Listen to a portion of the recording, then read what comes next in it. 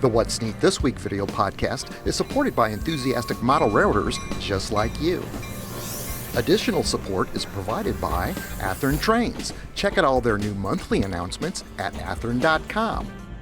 Further support is provided by Microengineering, keeping you on track with quality products for 55 years. Check out their website at www.microengineering.com. Order from your local dealer or order direct by calling 1-800-462-6975. Additional support is provided by TCS, Train Control Systems. Check out their high-quality DCC sound decoders, throttles, accessories, and more at tcsdcc.com. Further support is provided by the NCE Corporation, the power of DCC. Visit their website at ncedcc.com. And thank you for supporting the What's Neat This Week podcast.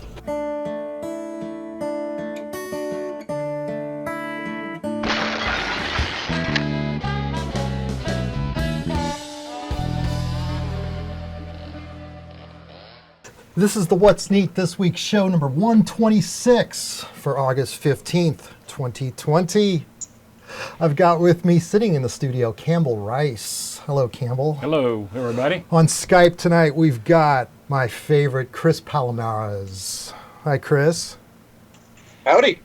Also down in the bottom corner here, I've got Daniel Coombs at his grandma's house. Hi, Daniel. Hey. I've got Mike Budde. Hello, Mike. Hey, everybody. And we've got James Regier. Hello, James. All right. I know, right? Give me a hi again. I want to make sure your sound is good, James. Hi. That's it. I love it. I love it when everything works. Because this week things didn't work. On Monday of this week, we got some wicked storms that blew through the area. I mean, you know, the dark clouds. It's part of that derecho, that multi-state derecho. I know. I'm showing you film clips here right now of the river and what we went through. A lot of trees down on the property, Garden Railroad, every freight car got blown over out there. And our electric was out, which is why last week's show was delayed in coming out, simply because when I was awake, we had no power. But it was literally like I don't want to say a hurricane, but it was like a tropical storm. And I know a lot of other folks in the country experienced that in the Midwest, all the way up to Chicago. Yeah. But thank you, it's over. I want to say it's over, but it's raining outside right now.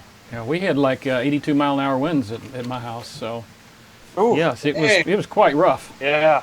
And I was out without power for 24 hours, so at least yours came back on earlier. I know, how about that?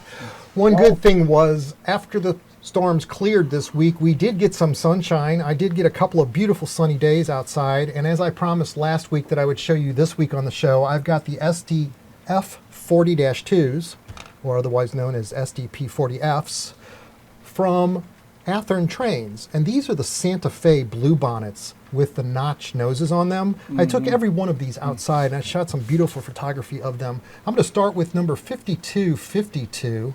I shot it, again, the sun was out. The things look great out in the light. Here's a shot of number 5251 from the side. And also I shot number 5258, which was really interesting. This is one of the Santa Fe units, obviously. They all are. But as you saw, the differences are 5251 was the one that had patches painted, different color patches. And that's because it's the primed for grime unit. This is where the Santa Fe paint, the main body of the paint is faded, but where they rebuilt to create the notched noses, that part that they did in 1990, you could easily see that on the unit. And these units are very easily to distinguish because they're the ex-Amtrax. So that means they didn't have the pointy nose on them. They had the flat spot on the nose, which was one of those features. And I've got one last one here, and I've showed this to you on a previous show, and that's the BNSF version, number 6972, where they had changed the numbers on the unit. And this one's also primed for grime. It's really faded. And I've shot a regular Santa Fe paint job right next to it so you could see the differentiation of color. But hats off to Athearn Trains. Every one of these units are different, from the different antenna arrangements to the different color horns. And they all run absolutely fantastic with Tsunami 2 sound. But what a joy it was to have sunny weather, to be able to take these out and shoot them this week. So rock and roll with that. I did want to say one last thing. We're going to talk about a lot of different stuff tonight, but I've got a Bachmann On30 locomotive on the table here, and that's that gray what it is, it's a trench locomotive that they use during trench locomotive, 060. World War I, On30. Absolutely right. So we're going to get into that a little bit later on the show. But you know what? I'm going to run out to Chris out there because I know, Chris, it's great to have you. A lot of people have been wondering how you've been because you haven't been on the show in a couple of months because you've had your hands full. Oh, hands full is to say the least of it. I mean, yeah, a lot of changes have been happening on my side of my life, pretty much. And one of the major things that I started becoming really sensitive to during this whole thing with COVID was, just being closer to my parents. And they're out in California, and one of the opportunities that kind of came my way was, and it really started making me think, was with Caboose over in Lakewood, Colorado. So it was a great opportunity to move a bit closer to my folks. I'm like really an hour and a half flight away from, landing right in their town if anything, heaven forbid, should happen, So that was a major concern for me. And, just being a little bit closer to family and friends. And that was really important. Kind of moving forward. So as of June 1st, I started with Caboose from Lakewood, and I'm here now. I made the big move just like coming up 2 weeks now. 2 weeks ago, I transitioned over to Lakewood and really loving it out here. And it's been quite the journey, and gosh darn it, I really hated moving, but I'm glad it's over. Right. Mm-hmm. But yeah, that's what's been going on with me. So I guess we're all looking forward to Caboose 2.0. I guess that's what you might refer to it as, because you guys are going to do some improvements, changes, because COVID, I guess things have kind of ground to a bit of a halt out there. Well, when I was kind of looking at Caboose, I really wanted to focus in on a few things. And one of the things that I was really like looking at was just the customer base and the enthusiasm of the customers for the business. And it was there was quite a few people that were wanting to come in and look for something to take home with them. And that really meant a lot. It's really hard to reestablish a business without a customer base, and fortunately Caboose has that. So there's a lot of room to grow. There's a lot of improvements to make, and a lot of listening and retaining that information that people really that were really willing to share, and just very happy to kind of get people's sense of things, and what they want to, what they would find very useful in a business and very useful in a train shop. We want to support the local people here. We want to support the greater community everywhere, really. But we want to start here in Lakewood and kind of grow the business from here. So a lot of changes have happened. 2020 marks the transition to being employee owned as far as a business, and we're also kind of like refocusing some of our time that COVID has given us. It's been kind of a double-edged sword. We hate to hear about the people affected by it, of course, Mm-hmm. but at the same time, it's given us a little bit more time to kind of refocus onto the core business, get to some of the things that we couldn't get to because it was just so hectic with the storefront being open. So our attention's definitely gone to the website, rebuilding that, coming up with a better look, and something that'll be more functional and useful to pretty much everybody. By being part of the team now, I was really able to leverage some of my past experience with in the web tech industry, getting things caught up to speed. I mean, the technology changes a lot and changed a lot in 5 years, but it was not insurmountable. It was really pretty easy to get caught up on that. And we're really excited to show off the new website when we get to that point. I'll tell you what, one of the biggest, I should say, requests from our customers was having more images to look at on the website. I'm glad to say that we were able to acquire 60,000, and that's no exaggeration, 60,000 additional images that will be prevalent on the website.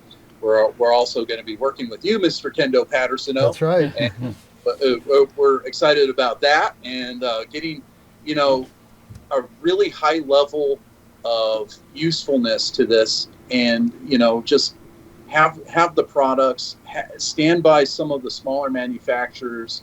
A lot of these smaller manufacturers are also made in the USA, and I think that giving them a platform to really reach a wider market, because some of these places are mom and pop, and it's just they're trying to hang tools, shoot parts, package, ship out, and marketing kind of like it's the last thing on their list, and that's the first thing that we can help them with. And we're really, really excited to bring that to the table for some of the manufacturers that are interested in working with us on that.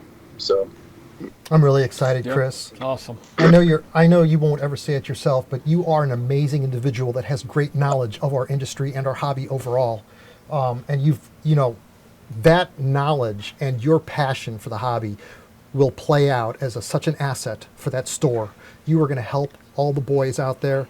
I mean, what a great addition to Caboose in Lakewood, Colorado. It'll probably be one of the best websites to serve our hobby when it's all finished and done, as will the store. So rock and roll. There's nothing else to say about that except for we all wish you the best of luck, and you've got me 100% anything I could do to help.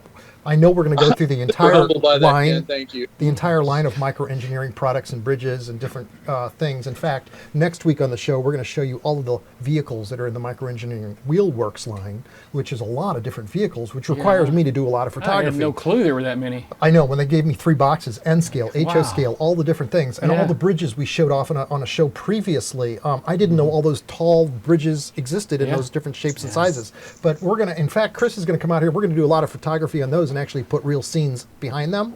So that's going to be a busy weekend, and I look forward to it. I like it when the grass does not grow underneath my feet. I want to talk about something interesting tonight, and that is rail sizes while I'm on the subject of microengineering. Whenever we talk about microengineering track, you always hear us referring to the code 55 track, because I love that in HO scale. And what does the code mean? What that really is, for example, code 83, code 70. You've heard that a lot, too, for the HO scale guys. 70 means 70 thousandths of an inch high, tall rail. Code 55 means, obviously, 55 thousandths of an inch. But when you translate that from scale to scale, the code dimensions are the same. So in O scale, it's still code 55 or code 70 or 83. Right. I've got a piece of ON30 track here. That's the size track that the Bachmann products run on the ON30 line of products that they made, which translates to actually HO scale, distance between the rail.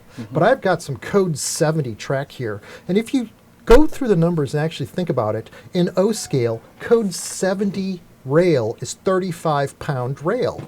Now, code 70 rail in HO scale is a 100-pound rail, so you're getting closer to the mainline standards of rail, which is very interesting. Another thing I thought about tonight was code 55 rail. The N scale guys absolutely love to do that. They use it. But code 55 rail in actuality is 55 thousandths of an inch tall, but in N scale, that translates out to a 155-pound mainline rail.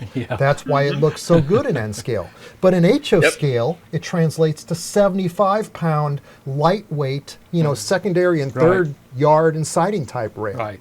And that's something I wanted to talk about. All of this information you can find on the microengineering website, and I'm sure if you Google it, there's other sites that have kind of gotten into that. But it's very interesting because the prevalence rail size that we have in HO scale is code 83. That's what a lot of manufacturers, Atlas and Wathers and so many companies prefer to make their track in. And just for the numbers out there, code 83 rail is close to, in O scale, 55-pound rail, which is very light. In HO scale, it is a 132-pound rail, which is standard mainline rail, right, which is exactly. why when they say Code 82 or Code 83 rail, that's why it's the standard that a lot of people use. I prefer Code 55 and Code 70 in HO scale because even though it's a little smaller than prototype mainline rail, it just looks so good in Yep. photos. And that's something I wanted to touch on a little bit tonight was the sizes of rail.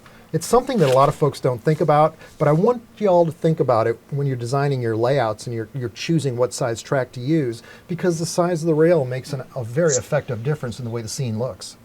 It does.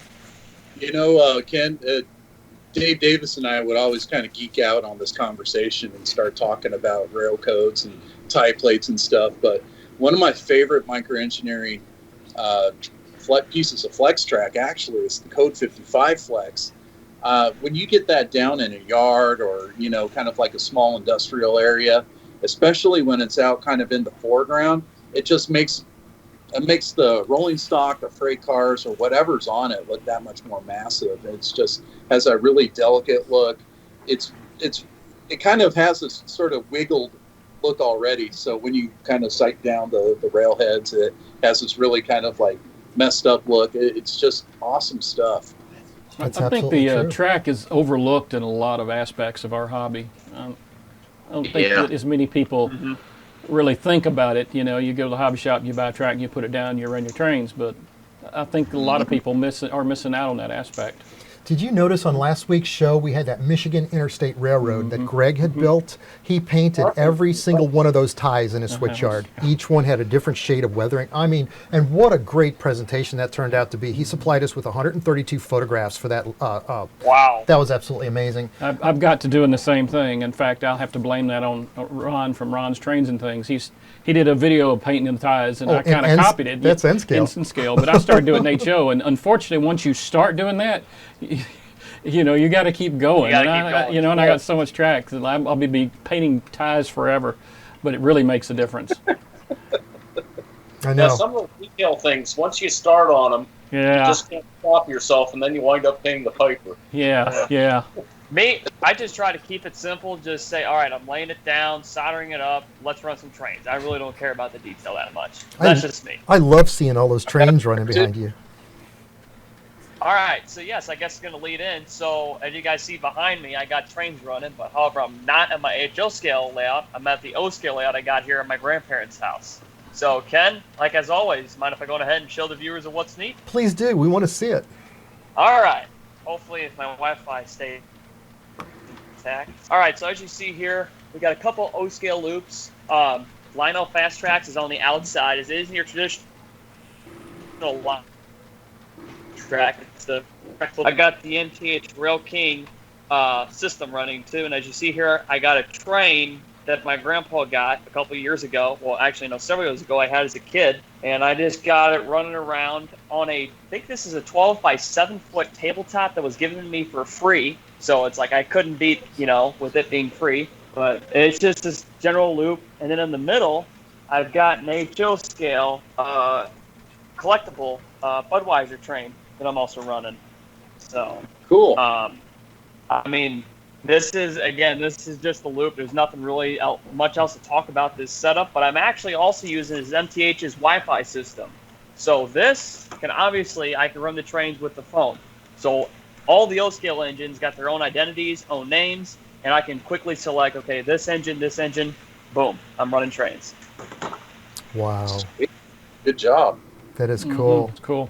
Hey, I got a hold Before of you guys, thank you, Daniel. I got a hold of TCS this week, and I'd like you guys to know I purchased 2 of their Burlington in the red, the old Burlington. Those are beautiful locomotives, and what they are is they're U25Cs with the TCS sound system in it, and the Burlington's got the nose light on it. These are the same units that we used to have in the studio down here, and I've got a second set coming this week. And I'm looking forward to that. But they wanted me to mention that they have a few of those U25C locomotives still in stock. In Pennsylvania Railroad, for example, and I'm going to show every one of these on the screen, they've got about 4 units left in various road numbers of the Pennsylvania Railroad U25C. They also have Northern Pacific. They only have 1 of those units left in stock. Conrail, they've got 5 units in stock, 2 different numbers, 6519 and 6810. So this is first come, first serve. And because I purchased the 2 Burlingtons, they've only got 1 Burlington unit left in stock. Now they may check with possibly doing another run in the future with Korea Brass, but you find these by going to TCS's website, which is koreabrass.com. You can find these units on there. First come, first serve, guys. And if you do get one of those, I'd love to see how they weather up, how you guys weather them, and we'll show them off on the show. But also on the table here, I've got this beautiful locomotive, and you know what it's got in it? It's got a TCS sound system in it. And I've got my NCE power cab right here, and I'm going to run this locomotive across the table with this. This is that, like we talked about a moment ago, the brand new Bachmann trench engine. And you guys told me it was World War I. Right. Check this out. We have a. It's not too loud, is it? It's loud. You can definitely hear it. Yeah, the hissing of the cylinder cocks are loud. That's better. Check this out, guys. Look how sweet this thing runs. Oh my gosh, the quartering, you got 4 chucks per revolution. I like that. Yeah. And I got my whistle button here. And I got my bell. And this has got a TCS WOW decoder in it, so that means it's got a current keeper in it as well. So if we took it off the track, it would keep running, which is really kind of cool. That's a really smooth running locomotive. So how about that? Look at it, it's still moving. Yeah. About those current keepers is that they'll keep running over dirty track. Yeah. As I discovered on my dad's layout, however, at one point we were running one of my steam engines on his layout, and he had an open turnout that went off the edge of the table. And suddenly I saw with the current keeper in it, had run off the end of the track and was heading on toward the end of the table. We caught it on time, but that's the one disadvantage that I've ever found to them. Otherwise, they're fantastic. I love the current keepers. So TCS obviously makes great decoders with great sound, the current keeper built into it. They make these great locomotives from Korea Brass. And for all the viewers on the show, these locomotives regular retail price is $299.95. For the show viewers, for the last remaining units that I read off a few moments ago, you get a sale price of $224.95. And James Regier loves to use those decoders that they make. You use them in a lot of different models that you've built. James, why don't you tell us about their TCS decoders and what is it you like about them? Well, I tell you, the first TCS I've installed, I don't have any steam behind me, but it was in fact, I think it was Al Mayo on one of his YouTube videos was at the Amherst Model Train Show, and TCS was just demonstrating their WOW sound. And here you had CD quality 44.1 kilohertz sample rate sound at 16 bit, and it just sounded amazing. And of course, they had to keep alive on that unit. They demonstrated how they could take it off the track. Now, since that time, of course, TCS has come out with a fantastic line of diesel decoders as well, and each decoder that they come out with in a given generation will have every single sound that TCS has available. So that means you have prime movers for Alco, GE, EMD, and now Baldwin, and more to come with their next generation. But you have a variety of locomotives from each one. You don't have to pick and choose what decoder you want for your particular locomotive because it's all there. But you also have through their various 121 packages, you have decoders that are fitted for Kato, for Athearn, for Bowser, any manufacturer you can think of just about. They have a custom motherboard that's designed to fit that unit. And each of these motherboards includes their keep alive. Now, besides this, what I love about the TCS decoders, they have industry-leading back EMF performance and detection on their locomotives. This means, and I've done this before, and Ken, you can do this once you get your speedometer built into your track. Oh, yeah. I actually Got that right here. That's getting worked into the layout Monday. I promised Monday I was going to work this into the bridge module, the speedometer from TCS. Wow, I can't wait. But anyway, I was running my locomotives through my photo detector, and they were running so slow that it would give an error reading. They were well under 1 mile per hour scale. And so and you could look at them, they were creeping so long, you could see them moving, just barely measuring by the ties. They were moving, but very steadily. So that's how good they are with the back EMF. So that means you got smooth performance on up through the range because they have that much control. But it also means with their proto throttle, you have each of these locomotives comes with that built in and already with that set up right out of the box. So when you install the decoder, it's all set up for you. It'll actually throttle up based on what the back EMF is telling that locomotive. So that you start from 0 and you have a load on that locomotive, it'll throttle up like you're starting a heavy train. If you start that locomotive by itself, it'll throttle up a little bit and then drop back down as it gets up to speed. But it's all based off of back EMF and load, rather than what throttle notch you happen to be on your throttle. It's absolutely So, amazing.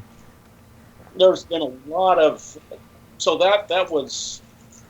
that's been several years now that I've been dealing with these TCS decoders, but it did, and this was well before I even came to the show at all. I've been using these decoders, and I've just been impressed. Also, one of the reasons I was very convinced that their throttle would be very well thought out, very well engineered. So just a lot of impressive things from them. Amen. Those U-boats are amazing because just like you said, they chug. They got that U-boat chug to them. You know what I mean? That blah, blah, blah, blah. But as they're running down the layout, they throttle up as they come to my little hill parts of the layout where the grade's uneven. They actually work harder, and then as they're going back downhill, the cars push them, they throttle down. And that is an absolutely amazing technology. It's very impressive. You know, a lot of... It's available in a lot, and primarily a lot of decoders have that feature, but just in those U-boats, it sounds so good. I love it. Yeah. Now, the other feature that I've really enjoyed is their braking. So when you start to brake your locomotive, you actually do it incrementally on the TCS decoder. So you press your brake button, and that'll slow it down a little bit and slow it down at a certain rate. You press it again, that'll slow it down at a faster rate. You press it a third time, it'll stop it like you dropped the throttle to 0, and it had no momentum on it. So you can choose how fast you need to stop that train, and if you need to drop it in a hurry, you can do that. And the same goes for their dynamic brakes. They were one of the earlier ones that actually had the dynamic brakes slow down the train. Very so cool. that was, yeah. It's just one of those things where it's been very exciting to work with these decoders and have them in the locomotive. And in fact, one of the things that inspired me to do all the lighting features in the first place, because I thought if they sound this good, I gotta light them up to match somehow. Amen. Another feature that we didn't talk about tonight is audio assist. That's where the TCS decoder, it actually allows you to program it by listening to a voice that comes from the locomotive, and you access this by pressing F8 4 times on your handheld throttle, and then the decoder will talk to you and walk you through the options of the various steps of the programming mode. It's really kind of amazing, and it does make programming easier. But guys, you can check all of this out on their website, tcsdcc.com, and we're going to talk about this more on the show because it is an absolutely amazing system. All right, rock and roll, Mike Budde. I see you sitting out there behind that with that big auto rack behind your head. I know you're always working on something. You weren't on last week's show. That gave you 2 weeks to build something. What have you been working on, Mike? I've been working on, train-wise, some 40-foot boxcars, believe it or not. I've always liked the AHM Pullman Standard PS1 boxcars, and I've been getting some of those out lately and weathering them, and some from other manufacturers as well. But that kind of brings me to a question I kind of wanted to ask Chris and you other guys, veteran modelers, which PS1 boxcar do you think was done the best? You know, which manufacturer had the best representation of those Pullman Standard ends? Because to me, I always thought the AHM looked right, but that might be because that's the only thing I knew as a kid growing up, and I might judge everything against that, you know. And so the different manufacturers, they've all represented those Pullman Standard rolling ends a little differently each time. And I was always curious, you know, with other modelers, other veteran modelers out there, what what they thought about that. So anyway, then I was also practicing some different techniques on the roof, and there's a few pictures here of some of the roofs I've been working on. And then as far as cars go, I had some license plates printed by William Brillinger at Precision Design Company. He made me some 1978 and 1979 Missouri license plates, and so I've been putting them on some of these cars, and they're really clear. I mean, it really helps set the scene.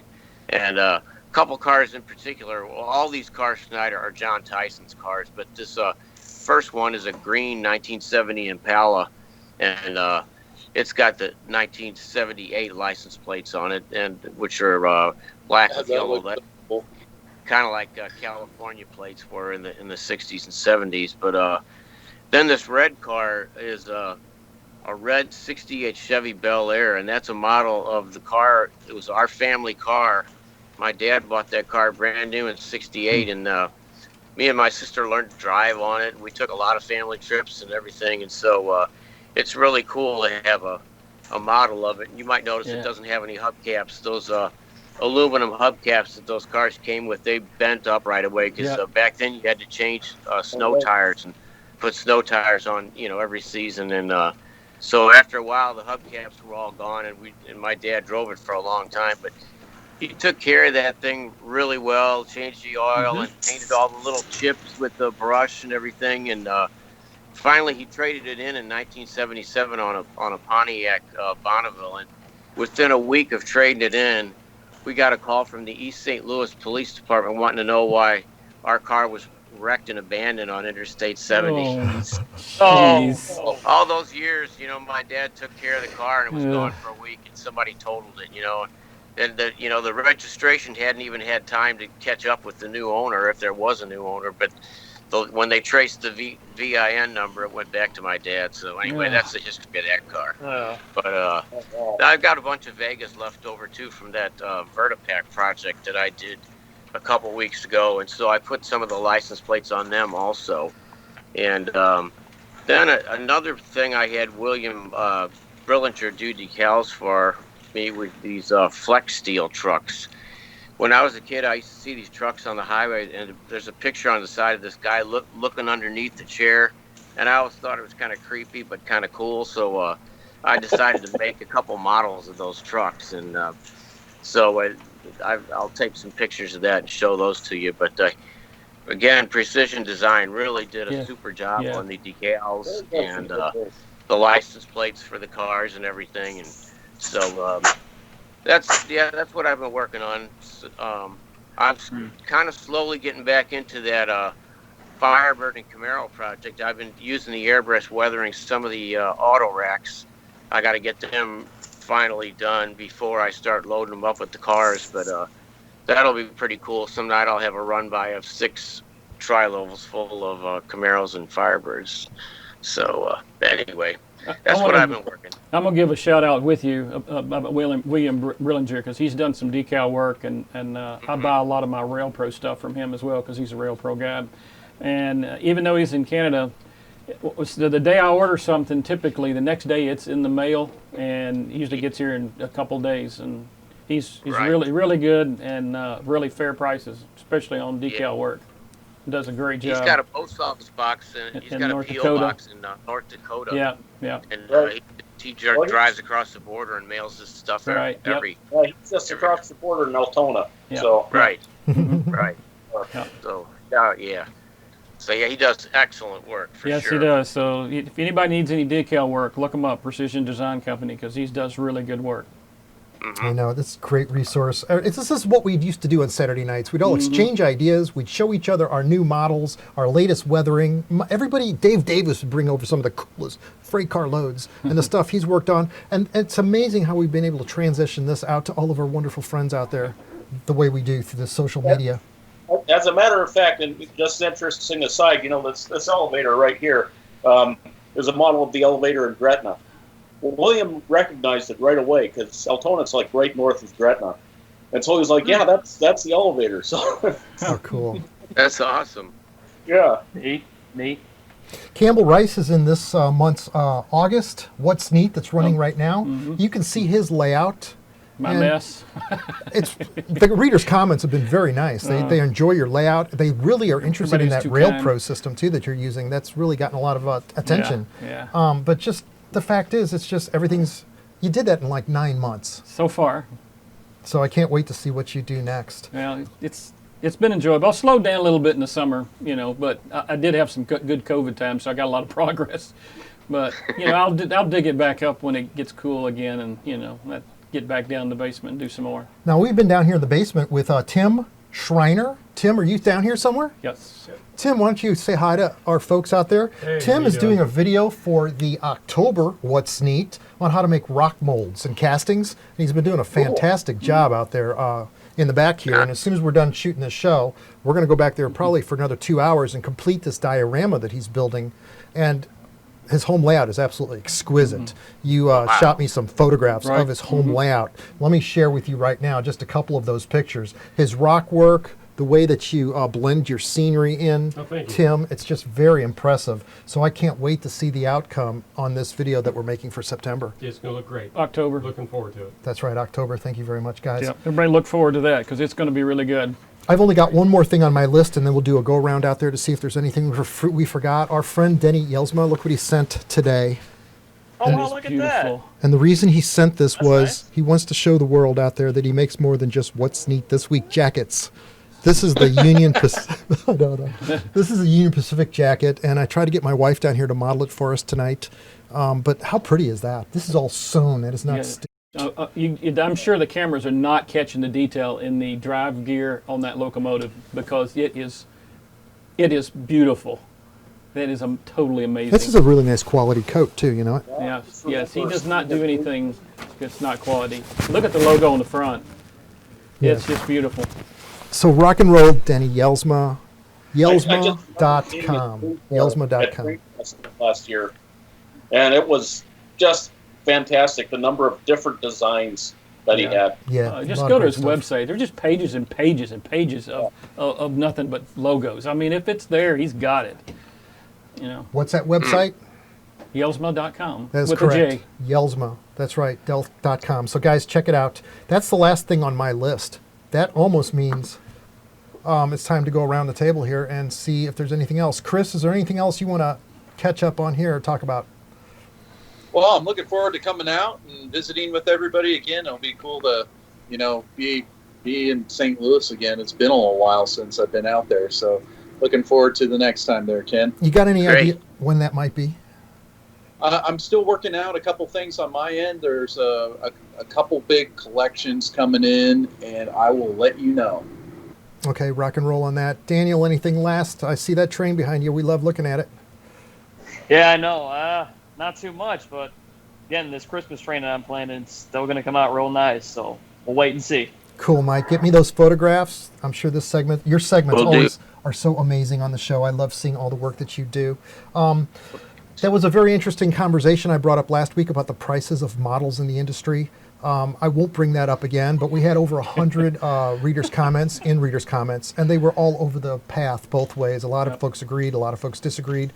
One individual out there believes that all of these locomotives are mass-produced by machines, and they can crank out 1,000, snap your fingers, and that part is so untrue. They are all handmade, every grab iron, every handrail. It's all very, very labor-intense. Yeah. Great people are sitting there assembling every single one of these models, not mass-produced by machines. Rapido puts out a good video of actually how they're made. So That is so true. There are some great videos on the website, or on the internet, that do show the manufacturing process. So with that, guys, I think that's it. James, are we just about done? That's it all the way around the table. Well, just one more thing. oh, is it complete? Oh, I'll- the Trackmobile. But here's a little Trackmobile. It's At this point, it's finished. mostly done. Yay. Rock and roll. All right. So, yeah. You'll make James Wright happy. Yes.